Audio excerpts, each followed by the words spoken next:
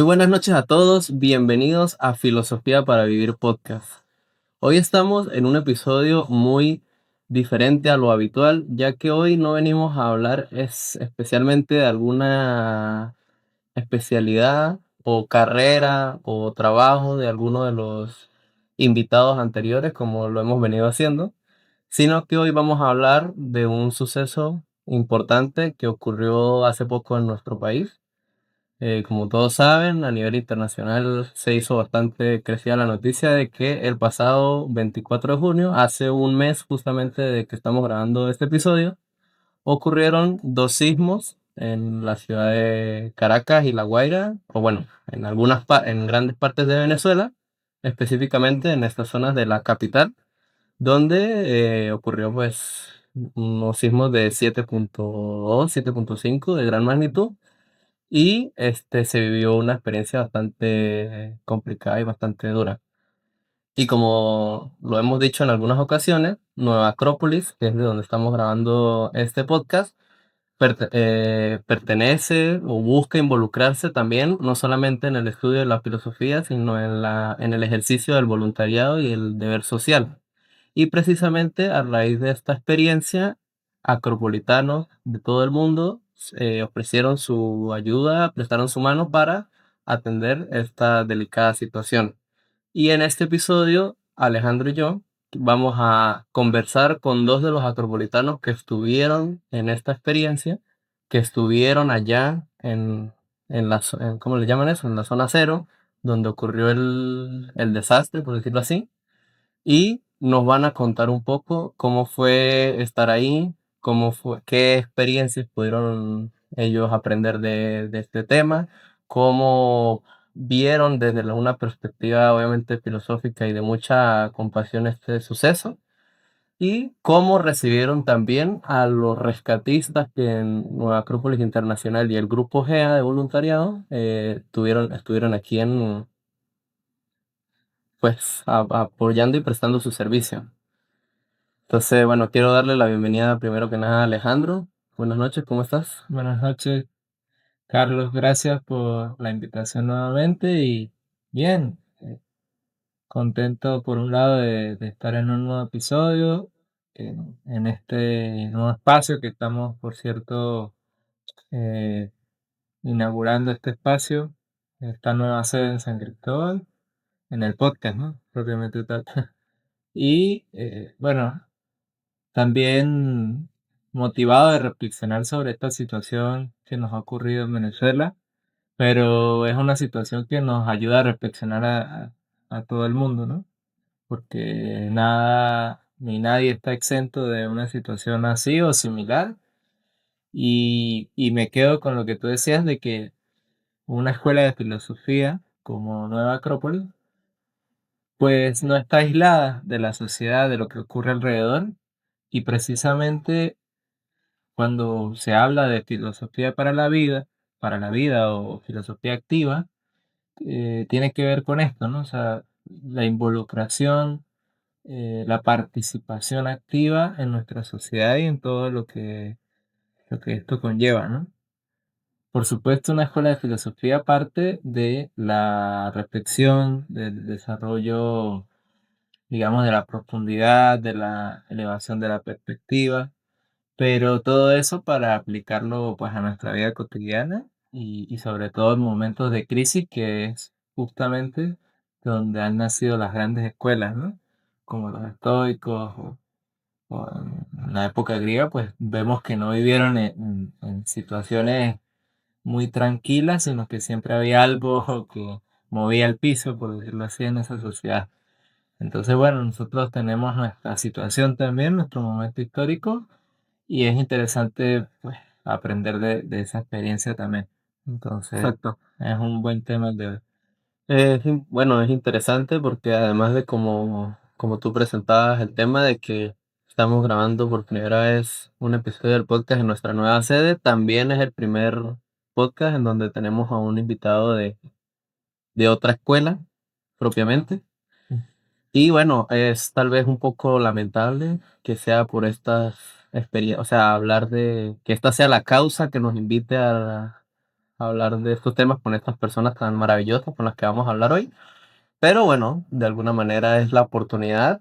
Es también la primera experiencia que vamos a hacer en un podcast no presencial, sino que estos compañeros pues están conectados desde Mérida, ¿sí?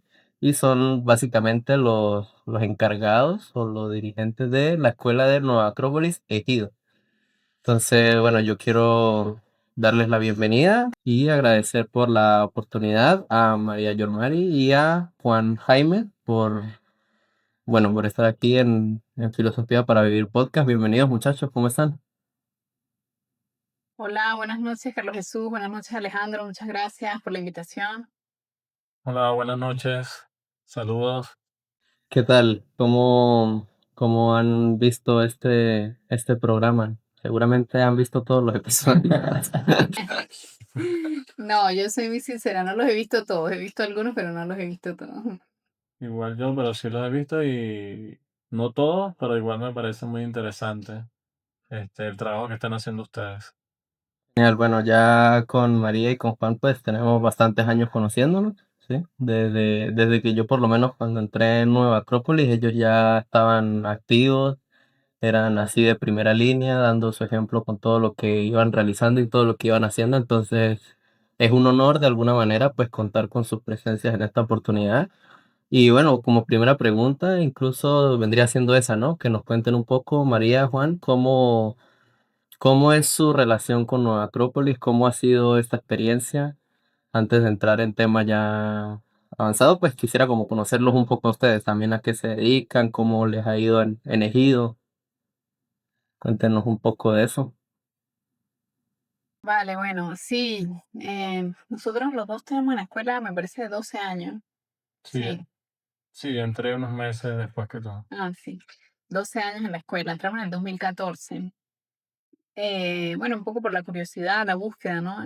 Algo que nos convoca quizá a todos los acropolitanos. Las preguntas que nos hacemos a las que intentamos buscar respuestas desde diferentes ángulos.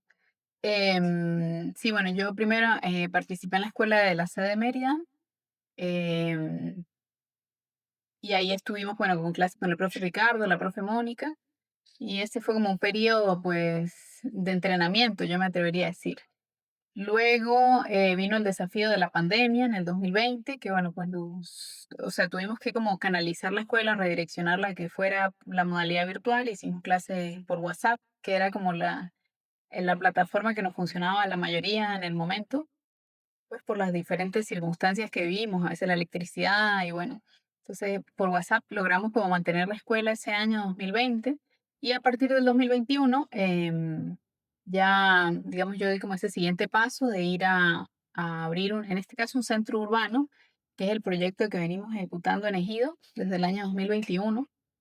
em, pues esta idea de que muchos de los participantes de la escuela, de los primeros participantes eran de Ejido, entonces a veces el tema transporte, pues se dificultaba un poco. Entonces por eso es que quizá fue más fácil que bajara un instructor de la escuela a dar clases en Ejido que tuvieran que subir las personas. Entonces, bueno, de allí surge un poco esta inquietud de abrir nuevos espacios y bueno, surge este centro urbano en Ejido muy anecdótico porque al principio pues hacíamos clases en una plaza, así al aire libre, compartíamos espacios con un profe de yoga y también con unos chicos que hacían gimnasia por allí. Y luego conseguimos un espacio en el gimnasio vertical de Ejido, que es donde hemos venido desarrollando las clases y actividades que hemos hecho hasta ahora, con todo lo que tiene que ver con formación y cineforos. Es lo que hemos hecho desde el 2021 hasta este presente, este 2026. Entonces, bueno, muy brevemente esa ha sido bueno, mi particular actividad a cargo de este centro urbano en Ejido. Bueno, yo también me formé en la escuela de Mérida por todos esos años, igual que María. Bueno, yo bajé a apoyarla también en todas las actividades de allá de la escuela en Ejido. Y me he mantenido todo este tiempo así como apoyo en las diferentes actividades de la escuela. Bueno, súper interesante toda la experiencia, ¿no? Y algo, digamos, de poderoso, nutritivo, tiene que tener participar en la Acrópolis para estar tanto tiempo, ¿no? Y constante. Es algo que se puede experimentar en el sentido de que todas las semanas uno puede aprender algo, todas las semanas puede desarrollar una nueva perspectiva, una nueva virtud, ¿no? Y eso es como inagotable.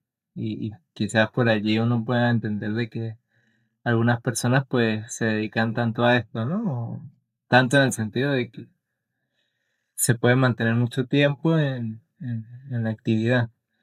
Entonces, bueno, quiero destacar eso como una gran virtud de ellos y bueno, y ya entrando al tema, quizás podría ser Juan, preguntarle cómo ha sido esta experiencia de recibir voluntarios acropolitanos de otras partes del mundo, cómo fue esa experiencia de justo encontrarse acá y para esta situación de rescate, ¿no?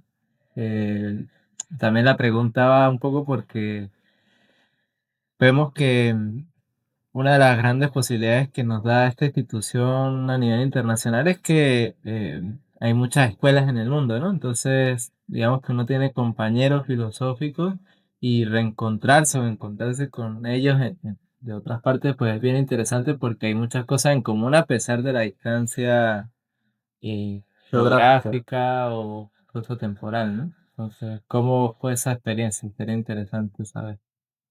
Bueno, te quería comentar primero que, bueno, nosotros viendo todas las noticias ya por los primeros días de lo que había ocurrido, entonces nosotros sentíamos como mucha gente, pues, o como la mayoría de las personas, la inquietud de ver cómo podíamos ayudar, viendo todo el desastre que había ocurrido allá por el terremoto. Entonces, las escuelas de allá de España se puso en contacto acá con Venezuela y nos contactaron a nosotros y entonces nos pusimos de acuerdo para podernos encontrar allá. Y realmente la experiencia, bueno, en sí fue como inesperada o es algo que no nos esperamos porque empezamos a ayudar como lo que normalmente hacíamos, como que recolectar enseres, comida para enviar y cosas así, que ya lo hemos hecho en otras situaciones parecidas acá en la escuela. Entonces, pero esta vez era estar directamente en el sitio y fue algo también como estamos un poco nerviosos. También por lo menos yo estaba un poco nervioso porque estar en esas situaciones así, bueno, era totalmente desconocido para nosotros. Y luego, bueno, nos pusimos en contacto con ellos y personas que tenían experiencia en ese tipo de actividades de rescate, porque son bomberos rescatistas, enfermeras, los compañeros que vinieron desde España, GEA, y los fuimos a recibir a Valencia. Salimos de acá de Mérida en la noche, como desde la noche, amanecimos en Valencia. En la mañana, como a las 7 de la mañana estamos en Valencia. Ellos llegaron en su vuelo como aproximadamente a las 10 de la mañana y estuvimos ahí recibiéndolos. Y fue también muy conmovedor porque son personas que vienen por voluntad propia a tratar de ayudar a personas de otro país. Y al llegar ahí al aeropuerto, recuerdo cuando las personas lo vieron que eran rescatistas y que llegaban en avión, bueno, eso, todo el aeropuerto que estaba lleno de personas, como estaban suspendidos los vuelos en Maiquetía, el aeropuerto de Valencia estaba completamente lleno, güey. Y las personas a verlos llegar a ellos, todos empezaron a aplaudirlo, así espontáneamente, güey. Y fue también como emocionante y conmovedor y también uno siente como un sentido así por decir así, de gratitud hacia esas personas también que vienen a ayudar. Sí, yo me imagino como la sensación de ver, por lo que decía un poco Alejandro, como primero conocer a personas que nunca hemos conectado, pero saber que es como parte de uno también, ¿no? O sea, que son como familia. Entonces, esa emoción y a la vez el mismo como sentimiento de, no sé, de valentía, de heroísmo, de una inspiración, de que saber ir asimilando poco a poco, porque yo me imagino que no fue de una vez que ustedes lo asimilaron, sino irlo procesando poco a poco, de que iban a ir a ese lugar tan, bueno, tan importante en cuanto al contexto, ¿no? Que se estaba viviendo. Sí, fue así, pero ya después desde el primer día sentía como mucha conexión con ellos, pues de todas maneras ellos eran personas profesionales y sabían, ya han estado en ese tipo de eventos parecidos en diferentes partes del mundo. Ha participado en muchas zonas así donde requieren rescatistas, ayuda así, entonces son personas con experiencia, son profesionales en el tema y está también la conexión filosófica, por decirlo así. Y ya después del primer día yo sentía como que los conocía de hace mucho tiempo. Había confianza. Sí, había una totalmente confianza entre todo el grupo y sentía esa confianza y como que los conociera de hace muchos años realmente. Y realmente eran personas muy agradables, muy profesionales y sabían lo que venían a hacer. Bueno, a nosotros nos pasó eso también, ¿no? Cuando tuvimos la oportunidad de conocer a los compañeros de Bogotá, de Ujú, Colombia y algunas otras zonas de Colombia, pues sentir esa confianza, como esa hermandad, como un mismo lenguaje en el sentido de que tenemos como objetivos comunes, la búsqueda común. Entonces, esa es una experiencia de fraternidad bien interesante que hemos podido experimentar varios, ¿no? ujú, ujú. Y claro, como lo que dice Juan, además con el valor de querer aportar voluntariamente, libremente en una situación límite, ¿no? Que genera una experiencia más, de una marca mucho más profunda, quizás, ¿no? Ujú. Entonces, eso me parece súper interesante, ¿no? ¿Y qué tal bueno, el acompañante que ellos traían, ¿no? Nala, me parece que se llamaba. Sí, bueno, también hay que rescatar algo interesante de comentar y es que de todos los que vinieron, no todos eran de la escuela, o sea, de Nueva Acrópolis, pero aún así pudimos ver cómo el trabajo en equipo, o sea, esta idea de que GEA también está integrada, o sea, también hay integrantes de GEA que no son de Nueva Acrópolis, pero aún así, digamos, se suman como a la voluntad, se suman a la mística, podríamos decir, esa palabra si cabe, ¿no? Como a la forma de trabajo em, en esta situación. Y justamente Rafa, que es el guía de la perrita de Nala, entonces nos comentaba esa experiencia, ¿no? O sea, él quizá no participa en Nueva Acrópolis, pero sí apoya a GEA y ha participado en diferentes actividades que hacen en conjunto. Entonces, bueno, toda una experiencia. La verdad es que yo creo que la protagonista absoluta fue Nala en todo momento. Claro. Porque cada vez que, bueno, ahí lo iremos contando, cuando fuimos a diferentes zonas de trabajo, la emoción de las personas era como que, ay, un perro rescatista, un perro rescatista. Entonces, sí, bueno, aparte de que le tomaron un montón de fotos, Nala tiene un montón de fotos, pues sí, daba como mucha esperanza a las personas, quizá un poco de seguridad también el hecho de que viniera una perrita entrenada para estas labores de rescate.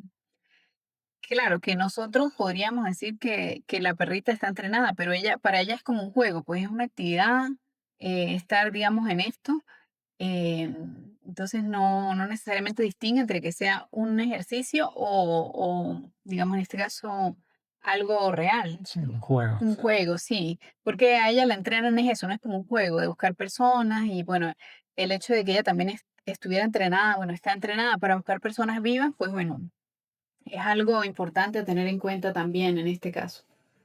Sí, y era parte del equipo, era la más especializada porque tú sabes, bueno, los perros tienen esa sensibilidad olfativa y auditiva y era como el instrumento más sensible a detectar personas vivas porque a pesar de que ellos traían vibrómetro, que era Vibráfono. vibráfono para detectar cualquier sonido o cualquier vibración en las estructuras estas que estaban caídas en los edificios, también tenían un detector de temperatura, por si acaso había una persona tapada con ciertas cosas ahí, y eso del detector de temperatura, además de todo el reconocimiento que se hacía por parte de todo el equipo del lugar. Pero el instrumento o el rescatista más sensible era la perrita rescatista entrenada para hallar personas vivas. Entonces ahí en toda la zona se hacía silencio, la perrita hacía todo el recorrido para tratar de encontrar personas vivas pues, en esa zona, en los puntos de trabajo ahí de rescate. y bueno, y todo el mundo pendiente de Nala ahí haciendo su trabajo. Bueno, sí, qué experiencia tan interesante como la muestra la naturaleza en esos momentos es tan importante, ¿no? O sea, que el rescatista más hábil, más especializado, pues terminaba siendo un perrito, ¿no? O sea, ese nivel de importancia que seguramente las personas de externas le dan un sentido como más, como que, ay, sí, qué bonito, el perro está ayudando, tal. Pero cuando se le da un sentido de profundidad, pues se entiende que ese ser en ese momento no está discriminando con conciencia si lo que está haciendo él está bien o está mal, sino que está derechamente haciendo el propósito, pues a lo que vino a hacer.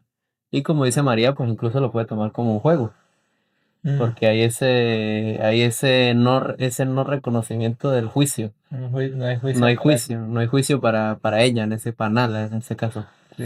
Entonces, eso así fue como ella tal vez lo vivió, pero bueno, ¿cómo lo vivieron los rescatistas? Podría ser la siguiente pregunta que queremos hacerles. María, bueno, ¿cómo fue esa experiencia así entrando a campo, ¿no? Bueno, ver los escombros, me imagino las formas mentales del entorno, las personas, los olores. Bueno, a mí en lo personal, una de las cosas que más me impactó al principio fue efectivamente a ver, como vivir los extremos, a mí en lo personal. Porque veíamos, por ejemplo, las personas que a lo largo de todos los días que estuvimos trabajando, las personas que estaban ayudando estaban entregadas en cuerpo y alma a lo que estaban haciendo. Luego también teníamos personas que estaban como en estado de shock. Y entonces, o sea, de pronto podríamos decir que no estaban haciendo nada, pero es porque igual cada quien procesa el shock de manera diferente. Entonces, ver extremos, y bueno, también pues personas que no necesariamente estaban como colaborando, sino más bien quizás hasta estorbando, porque bueno, qué sé yo, nada más estaban pues tomando fotos, haciendo cualquier cosa, pero a mí me sorprendió mucho ver los extremos tan marcados. Sí, porque incluso hay personas que a lo mejor no ni reaccionaban, ¿no? Simplemente con la mirada perdida. Y, o sea, obviamente cada uno lo vivió de diferente manera y tuvo sus consecuencias diferentes, pero eso, ¿no? Ver personas con la mirada perdida, a lo mejor uno hace tanto juicio de que la pérdida de lo material hasta que te toca perderlo, ¿no? Y como esa sensación de ser dura. Sí, efectivamente, a ver, y los extremos yo también los noté en el sentido de que había pues como muchas emociones encontradas en el sentido de que, claro, lo perdí todo, pero todavía tengo la esperanza de pronto de rescatar a algún familiar o bueno, ver cómo se puede hacer pues para mover escombros. Entonces también había como desesperación, angustia, impotencia, pero al mismo tiempo determinación, o sea, los equipos rescatistas pues también trabajando en determinadas zonas, bueno, vamos a trabajar aquí a ver qué se puede hacer. Entonces, o sea, yo viví muchos extremos, que también, pues, bueno, vamos aprendiendo nosotros en la escuela que esta idea de estar concentrados, ¿no? O sea, en el centro, como para poder ayudar, porque efectivamente si entramos como en ese juego, en esa dinámica, ¿no? También de desesperarnos o de angustiarnos, o, entonces como que perdemos la perspectiva de lo que realmente fuimos a hacer. Y sí, bueno, las zonas de devastación, pues también son muy específicas, ¿no? Porque también a veces se mostraba como que toda La Guaira estaba destruida y no, en realidad hay lugares que pues se mantuvieron en pie. De hecho, el centro histórico estaba, digamos, relativamente bien. Pero sí, efectivamente, las zonas que fueron muy afectadas, eso, bueno, parecía una zona de guerra, una cosa así, eh, muy, Mucha devastación. mucha devastación, claro. Mm. Y sí, lo que tú comentas también, efectivamente, bueno, justo los compañeros que vinieron, como han estado en otros terremotos, por el tema de los olores, porque ya nosotros llegamos al día 5 días después de haber ocurrido el desastre, entonces ya había también como, estaba muy fuerte el olor a putrefacción. Sí, sí. Mm, Entonces, bueno, lo que utilizamos ahí era, ajá, nos colocamos un pispapurú en la nariz y con los tapabocas ahí. ajá. O sea, debajo de la mascarilla nos poníamos Vivaporú Ujú. para poder soportarlo, porque el olor era sumamente denso y concentrado así como en la zona cero, sea, en las zonas que había Más muchísimo, afectada. en las más afectadas, sí, era un olor bastante fuerte, bastante fuerte. Entonces, digamos, como para refrescar un poco, nos poníamos Vivaporub como para poder soportarlo. Sí, y bueno, y también quiero destacar que el grupo de rescatistas que vino de GEA, de allá de España, es un grupo USAR, que es un grupo que tiene una especie de certificación por la ONU. Entonces, incluso nosotros fuimos al centro de mando de la ONU, ahí en La Guaira, y ellos nos asignaron diferentes sitios. Y a los sitios donde íbamos, porque el grupo de rescate GEA está especializada en encontrar personas vivas. Entonces nosotros nos asignaban, nos íbamos trasladándonos de un sitio a otro en búsqueda de personas vivas. Entonces nos decían las zonas, por decir así, donde todavía no habían trabajado muchos grupos de rescate o donde no se habían llegado a otros grupos de rescate porque eran tantas edificaciones, tanto desastre que no se daba abasto, a pesar de que habían grupos de rescate de 52 países diferentes. Además, estaban todos defensa civil, protección civil de acá de Venezuela, bomberos de todas partes de Venezuela, grupos de rescate de todas partes de Venezuela, y aún así no se daba abasto a cubrir toda la zona. Mm.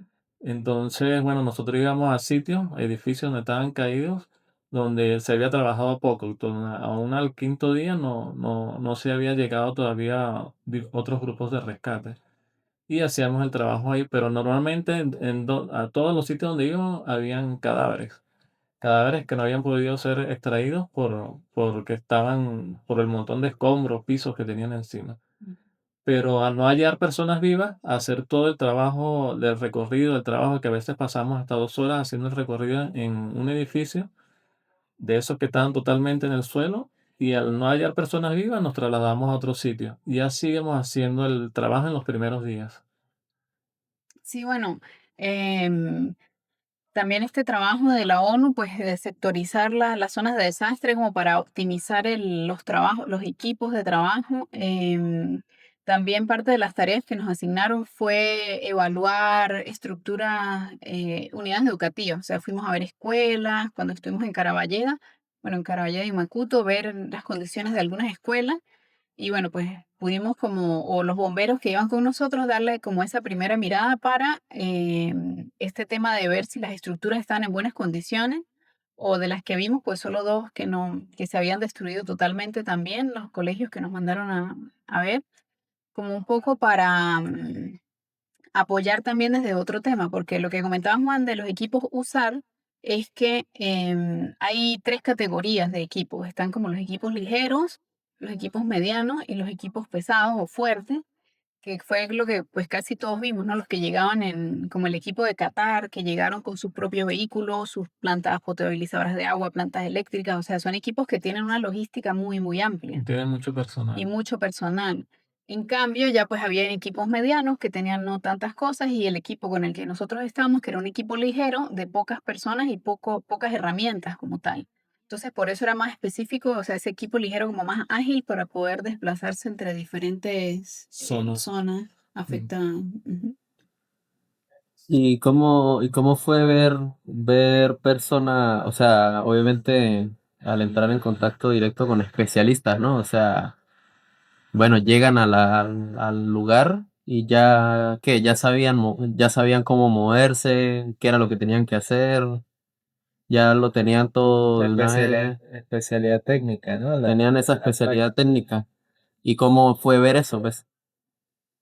Bueno, a las personas y a nosotros, bueno, le daba seguridad. Pues las personas siempre se ponían contentas, por decirlo, bueno, contentas dentro del contexto que estaban también, ¿no? Porque eran personas que tenían familiares ahí que los querían buscar, aunque sea los cuerpos. Pero siempre había como esa gratitud que llegaron unos rescatistas, van a hacer el reconocimiento. Y bueno, ellos ya tenían como el trabajo específico, cada un miembro del grupo tenía su trabajo. El mío, el de María, bueno, era apoyarlos en la parte logística de, bueno, estar pendiente de los equipos, aportarle yo cuando la perrita necesitaba agua, le daba agua, la comida, estar pendiente de todos los bolsos del equipo y Pero, cualquier cosa que necesitaran, bueno, apoyarlos ahí. Por lo menos a veces trabajábamos de noche y teníamos que ir alumbrando con los reflectores donde ellos estaban haciendo el reconocimiento, porque entrar el equipo primero hacía un reconocimiento de toda la zona buscando cualquier grieta, cualquier cuestión, un triángulo de vida, cosas así. Y luego entonces se pasaba a hacer el reconocimiento con la perra, luego con los otros diferentes equipos en toda la zona de trabajo. Y bueno, y se veían personas ahí que tenían días antes ahí, si habían escuchado algo o si pensaban dónde podían estar personas vivas. Se hablaba con todas las personas que estuvieran también en la zona. Y fue un trabajo, bueno, fue realmente para mí, dentro de todo el contexto así, fue gratificante, pues poder uno aportar algo. Y también da uno seguridad porque eran personas que sabían lo que iban a hacer, pues. Bueno, nada como haber estado allí, ¿no? Definitivamente para vivir todos esos matices. Y bueno, sería interesante también saber, Juan, cómo fue ese proceso de despedida de los rescatistas, de los voluntarios, de los compañeros. eh, y quizás también percibir esa diferencia. No sé si esta es la primera vez que están como tantas horas o tantos días de lleno en un proceso, en una actividad de voluntariado. Y bueno, cómo fue esa experiencia y luego entrar como quizás en la cotidianidad, ¿no? O en el día a día y esa despedida también de los compañeros. Bueno, para mí fue una experiencia, por decir así, fue fuerte porque estamos en una zona donde todas las personas, la mayor parte de las personas, habían sufrido unos traumas fuertes porque habían perdido todo lo material, familiares, habían perdido hijos, hermanos. Ahí hablamos con muchas personas que estaban en el sitio y la gran mayoría había perdido algún familiar y que incluso todavía no lo habían encontrado. Entonces, pero fue como reconfortante para nosotros, por lo menos, poder aportar algo, pues, a esas personas, porque también el grupo, nosotros trasladamos también personal médico, también llevamos donaciones desde Caracas a Mérida, allá a La Guaira, a las zonas más afectadas. Las enfermeras atendieron del grupo GEA, también hicieron jornadas de atención a las personas en diferentes zonas donde siempre necesitaban ayuda. Se llevaron también insumos médicos, comida y otras cosas que necesitaban las personas de la zona. Em, y bueno, compartir con ellos, ya yo lo sentía a los pocos días, como les había comentado antes, como personas conocidas, pues ya eran como hermanos, y nos sentíamos muy cercanos, porque comíamos juntos, dormíamos juntos, todos en un mismo sitio, porque dormíamos en una escuela, en Caracas, ahí, en las colchonetas.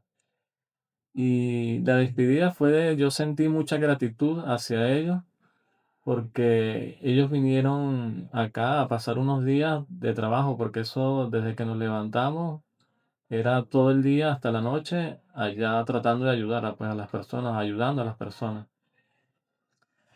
de alguna u otra forma. Entonces, para mí fue una sensación hasta de plenitud, porque uno en el trabajo de voluntariado, cuando siente que hace las cosas bien, uno siente una cierta plenitud, esa sensación, da una sensación de plenitud. Eso es lo que quiero decir, hacer ese tipo de trabajo. Y en una zona así donde tanta gente necesita mucha ayuda, bueno, uf, es fuerte, pues. Es fuerte, pero es reconfortante que uno pueda ayudar, pues, ese trabajo, hacer ese trabajo de voluntariado. Sí, bueno, por mi parte, yo me copio las palabras que le escuché a alguna de las personas que estaban por allá también. Uno se siente minúsculo, o sea, tanto caos, tanto sufrimiento, que uno realmente se siente minúsculo y a veces piensa uno que, bueno, que no hicimos mayor cosa, pero en realidad, viéndolo con más amplitud, es que esos son los puntos en los que cualquier ayuda bien canalizada, efectiva y eficaz, entonces realmente sí se convierte en una solución. De hecho, cuando nosotros llegamos el primer día a la zona cero, o sea, porque enseguida ellos llegaron, el lunes que llegamos, de una vez nos pusimos a trabajar hasta la noche. y luego no teníamos dónde quedarnos. Entonces, bueno, yo tengo una hermana que es religiosa, entonces le pregunté si podíamos quedarnos en Caracas en el 23 de enero en el colegio donde ella, de la congregación de la que ella forma parte. Entonces, pues en realidad esa dinámica que se dio ahí también, o sea, las monjas también nos recibieron y yo empecé a ver como una especie de sincronicidad, porque resulta que en ese colegio, el Colegio Divino Maestro, ellos eran centro de acopio también. Entonces, de alguna forma, o sea, nosotros apoyamos a las monjas con el centro de acopio, las cosas que se necesitaban bajar a La Guaira. Ellas también se apoyaron en nosotros, digamos, para estas gestiones. Y algo que comentaban en algún momento era que, bueno, también hay mucha desconfianza respecto de las ayudas, o sea, cómo se ayuda, a quién se ayuda, porque la ayuda cuando no está bien canalizada más bien se convierte en un obstáculo. Y bueno, gracias a las hermanas también logramos hacer el contacto con una asociación que dentro de todo pues estaba más organizada en general, en Catialamar, y con esta organización entonces se logró hacer la jornada médica, los insumos, otros donativos que habíamos conseguido. También logramos llevarlos hasta un hospital donde era necesario, ahí en Catialamar, o sea, un hospital que había quedado en pie. Entonces, para mí es como, quizá, o sea, uno siente la necesidad de querer hacer más cosas, pero cuando nos damos cuenta de que si lo que hacemos, aunque sea poco, lo hacemos muy bien, repito, efectiva y eficazmente, entonces en realidad eso sí aporta, o sea, ayuda bastante. Y claro, ya al momento de despedirnos, bueno, nos tocó despedida doble porque despedida de las hermanas que nos acogieron en el colegio, que por cierto, pues en el colegio ese también hay hermanas españolas, entonces hicieron una buena conexión allí con los compañeros y despedirnos de los compañeros que no habíamos mencionado antes, pero que eran de diferentes lugares de España, porque ellos, o sea, si bien es cierto, GEA existe en España, todos los que vinieron, había uno de Almería, otro de Alicante, Vizcaya, Cádiz, Málaga, o sea, de diferentes escuelas, ¿no? Entonces verlos, esa sinergia que se produjo en el grupo, entonces fue algo pues también bastante gratificante y nosotros allí apoyando también desde lo que podíamos, ¿no? Como decía Juan antes, desde la logística. La verdad es que o sea, lo logramos. Yo también me siento hasta cierto punto satisfecha y cuando decía Carlos Jesús, ¿cómo es eso de volver a la normalidad? Yo necesité un par de días como para poder volver a salir a la calle, responder mensajes, porque es un cambio brusco. Yo lo experimenté un poco brusco, porque uno viene de un estado de alerta, de ver, de ayudar, de moverse. También fuimos a un campo de refugiados un día a llevar comida que las monjas habían logrado recopilar en seres. em, y escuchar también fue algo que escuchar a las personas, o sea, por último, darse el chance de prestarle atención a alguien, de contar su experiencia, eso también ayuda. Entonces, digamos, todos esos granitos que fuimos sumando a lo largo de todos los días que estuvimos allá, también es bastante reconfortante. Y claro, y luego volver acá a la ciudad donde no ha pasado nada, está todo normal, la vida sigue normal. Sí, Yo necesité un par de días, la verdad. sí, yo también necesité como unos días porque me sentía como extraño, medio aturdido también por toda esa experiencia allá, pues, de ver todas esas personas con tanto sufrimiento allá. Sí, sí, yo sentía un poco que eso iba a ocurrir, ¿no? Por eso lo preguntaba, el cambio, porque digamos que la cotidianidad en el día a día, en nuestra vida personal, pues la mente adquiere como una atmósfera, ¿no? Como decía Carlos también, de, bueno, las cuestiones que tienen que ver con nuestras necesidades personales. Pero ahí durante un largo tiempo, pues la mente estuvo en disposición y en entrega hacia los semejantes, ¿no? Hacia lo que se necesitaba. Entonces yo pienso que nosotros que hemos hecho voluntariado y lo hemos experimentado por chispazos, quizás por pequeños tramos, y nos ha generado, como decía Juan, también esa plenitud, poderlo experimentar durante un tramo más entregado, quizás más largo, debe generar una sensación como de, digamos, de plenitud, como decía Juan también, pero igual luego eh, cuesta volver al ritmo antiguo, ¿no? Entonces, Bueno, nosotros nada más tuvimos un par de días porque igual como somos emprendedores, Entonces ya, digamos, el emprendimiento también nos aterrizó un poco, ¿no? O sea, dejamos como a los clientes así en stand-by y cuando llegamos así como que, bueno, atendiendo, ¿no? Los pedidos, entonces eso también fue como un cable a tierra Sí, sí, que fue así como que enseguida, ¿no? sí, los pedidos, entregar, preparar las cosas del trabajo para hacer las entregas.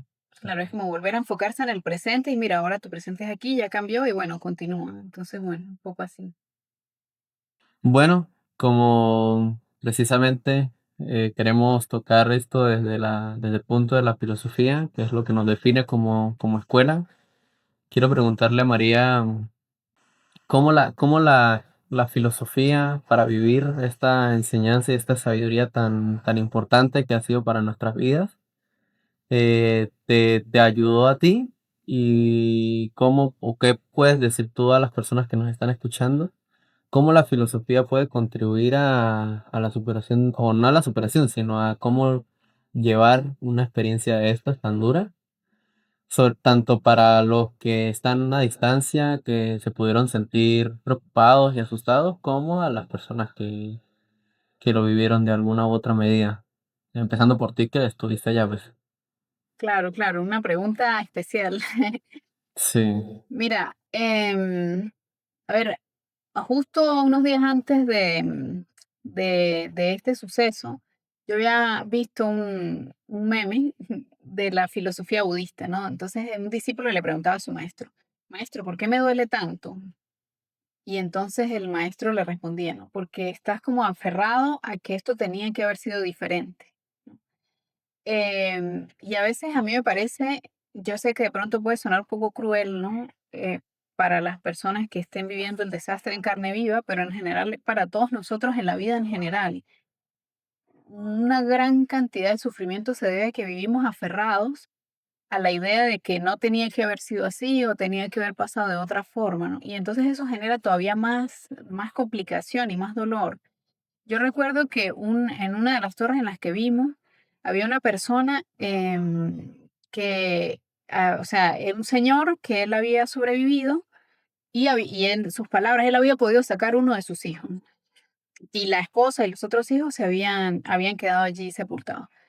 Pero el señor está muy entero, o sea, él dijo, pues este es mi hijo, el que yo logré sacar y entonces con él voy a salir adelante y entonces, o sea, en ese sentido, contrario a otras personas que pues por supuesto cada quien asimila lo sucedido a su manera, ¿no? Otras personas que se quejaban o que decían, ay, no, pero yo nada más pude rescatar a una persona o nada más tengo mi familia y perdí todo, o sea, ante este escenario de pérdida, también vivimos como que pensando quizá que nunca nos va a pasar nada. O sea, como que a mí me parece que en general vivimos como proyectando o pensando que no va a ocurrir ningún desastre natural, que todo va a salir bien. Y desde mi punto de vista, la filosofía para la vida, podríamos canalizarlo en el sentido de que en el fondo de la vida puede cambiar en cualquier momento. Y muchas veces ese dolor o esa pérdida, o sea, otra de las personas con las que tuve la oportunidad de compartir, ¿no? En los campos de refugiados, su sentimiento de dolor más fuerte estaba porque había tenido una discusión con su pareja antes de lo que ocurrió.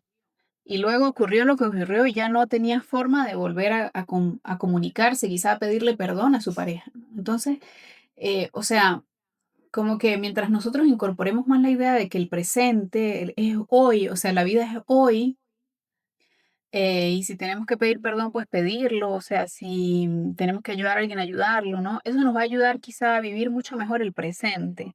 Y en términos de la filosofía estoica es como ceñirnos a lo que depende de nosotros, o sea, lo que depende de mí.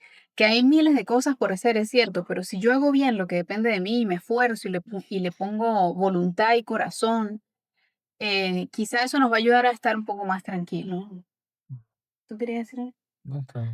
Em, Porque, claro, no, o sea, aquí hablamos de resiliencia, de fuerza ante la adversidad, pero quizá es un poco más allá de eso, ¿no? No es solamente ser resiliente a la fuerza, sino es tratar un poco de dimensionar un poco mejor qué pasó, o sea, detenerse un poco a pensar por qué pasó, por qué me siento así y no invalidarlo, ¿no? Porque por supuesto todos los sentimientos y las sensaciones son válidas en este contexto, pero luego, ajá, bueno, y yo a partir de cómo me siento, dónde estoy, qué cosas puedo hacer, en qué lugares puedo poner mi mente, como para tratar de ir saliendo adelante. Y es lo que vemos un poco en las redes sociales y nosotros también lo vivimos un poco de las personas que les pasó algo, pero enseguida se pusieron a la orden, o sea, después como que, bueno, no, ya estoy bien, estoy vivo y me pongo a ayudar y me pongo a trabajar en lo que se necesita.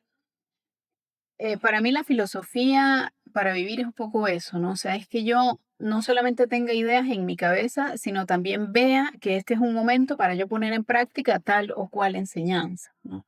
Cuando hablamos del Bhagavad Gita y esa guerra interior es porque, bueno, em, esa guerra interior es un poco, en este caso, en el contexto en el que estamos hablando, en entre ayudo, pero también me siento mal, y entonces como que quién vence, ¿no? O sea, por supuesto, depende de cada uno de las circunstancias que encuentre, pero yo saco de mí la fortaleza que necesito, pues para ayudar, para atender, para servir, o no necesariamente, porque tampoco es una obligación que yo tenga que sentirme bien enseguida, ¿no? O sea, puedo darme un tiempo para reflexionar, para pensar, pero que ese tiempo para reflexionar y pensar me ayude a hacerlo de una mejor manera. Que quizás un poco lo que observamos también, ¿no? Al principio, mucha buena voluntad, y hubo personas que dieron donaciones, pero a las personas afectadas les dieron ropa y ropa que quedó tirada por allí en algún lugar. ¿Por qué? Porque esa buena voluntad no está bien canalizada. O sea, es como ponerse un poco en el lugar de las otras personas, empatizar en que si tú estás viendo el edificio donde donde vivías destruido, no necesariamente es lo más acertado poner la ropa en ese lugar allí.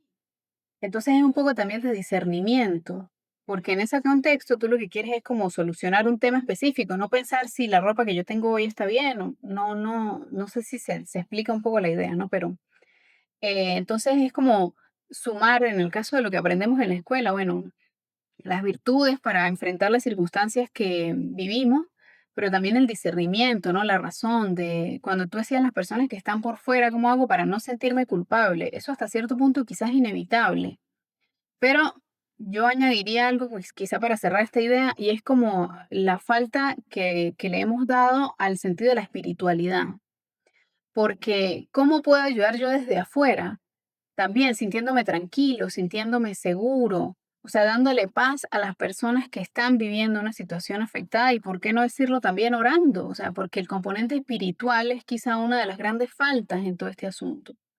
Entonces, también como que no dejar de lado que a través de ese sentimiento de tranquilidad y de paz, que los que estamos fuera de esa zona podemos transmitirle a las personas que están allí, definitivamente también es una ayuda muy, muy valiosa, pero por supuesto parte de la experiencia de cada uno.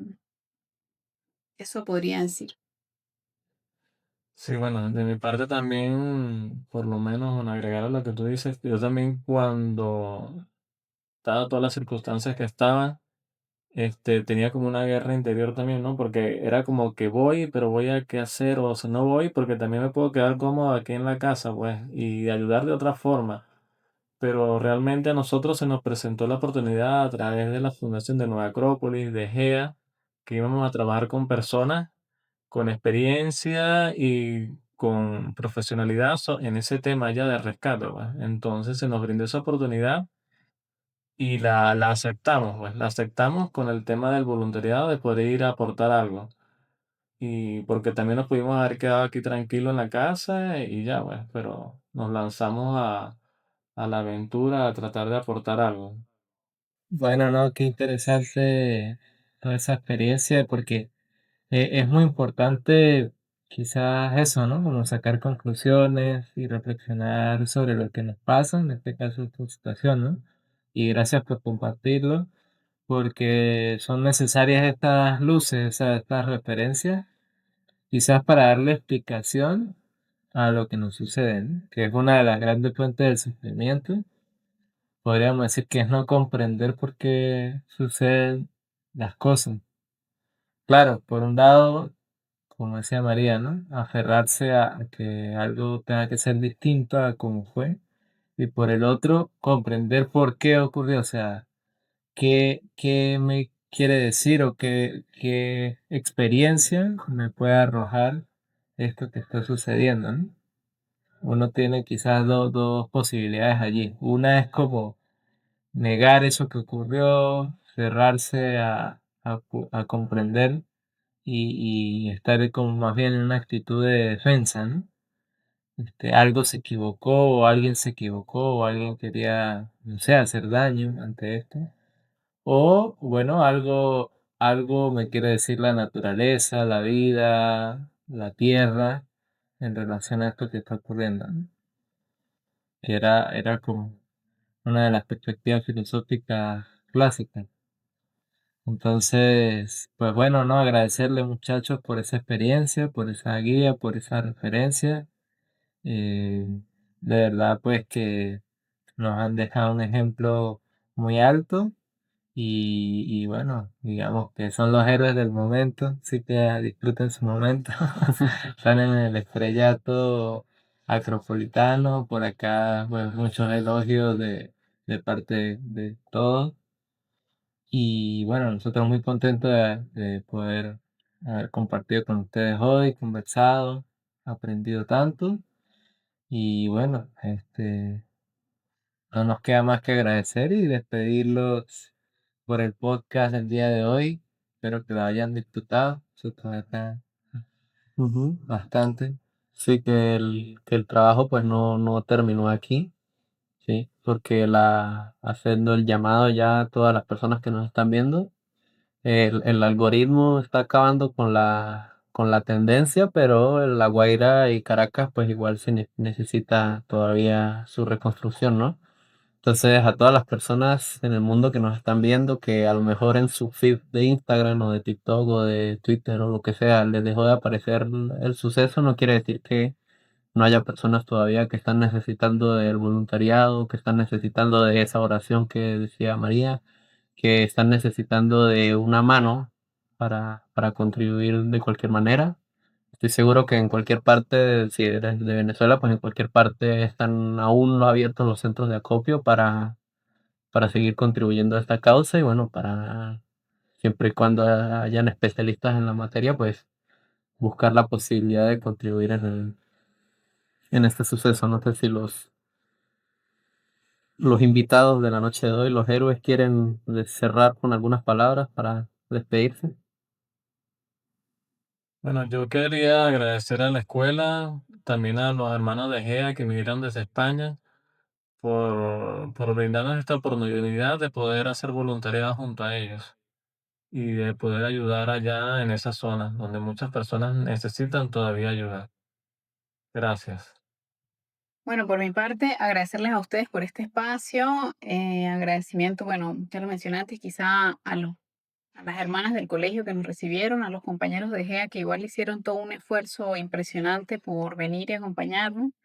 Em, y en el caso de que quizá quieran canalizar ayudas de una manera más eficiente, podemos dejarles luego, o sea, pasarles a ustedes chicos, o sea, los contactos que hicimos de instituciones confiables a través de las cuales se puede canalizar ya sea fondos o recursos específicos y llevarlos hasta ese punto, eh, porque también pues entendemos que es hay un poco de desconfianza respecto del tema con las ayudas, entonces bueno, eso también podríamos dejarlo por allí, a la orden. Y que bueno, también el trabajo todavía no ha terminado en realidad. GEA continúa pues recogiendo dinero, canalizando donativos. Se piensa luego en un segundo lote de ayuda humanitaria. Entonces, bueno, eventualmente les iremos contando. Bueno, Genial. gracias. Gracias, buenas noches chicos. Bueno, gracias muchachos. Y bueno, nosotros también despedimos este episodio de Filosofía para Vivir Podcast. Lo estamos grabando desde la sede de Nueva Acrópolis San Cristóbal, La Escuela nueva de sede. Filosofía, la nueva sede. Estamos en Venezuela. En este momento pues tenemos el proyecto también, como lo decía María, el Centro Urbano de Ejido.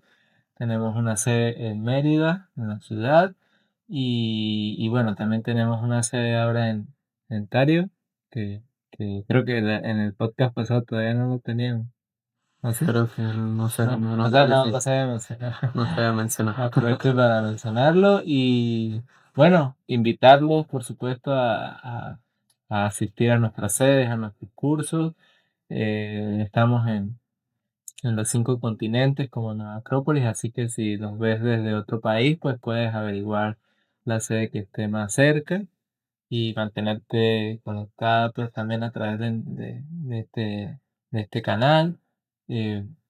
No olviden seguirnos en nuestras redes, activar la campanita para que no se pierdan de nuestras notificaciones y bueno, compartir este video para que también les sirva de referencia y apoyo a muchos más. Y bueno, creo que esto sería todo por la noche de hoy. Nos vemos en el siguiente episodio.